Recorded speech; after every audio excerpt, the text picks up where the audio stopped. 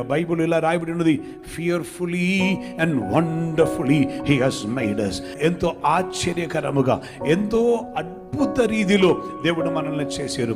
So పౌలు చెప్తున్నారు, నన్ను అలా చేసిన అదే దేవుడు నన్ను సెపరేట్ చేసి ఉన్నారు అని నేను గ్రహించినప్పుడు. So I want to say to you, you are not like another person.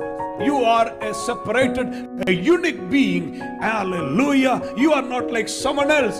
ఒక ఇతర మనిషిలాగా మీరు లేరు. మీరు వేరొక జంతువులాగా అస్సలు లేరు. మీరు యూనిక్ క్రియేషన్, మీరు ప్రత్యేకపరచబడిన స్పెషల్ క్రియేషన్. స్తోత్రం. గనుక never ever never ever compare yourself with another person. మిమ్మల్ని మీరు ఇంకొక వ్యక్తితో మీరు పోల్చుకోకూడదు.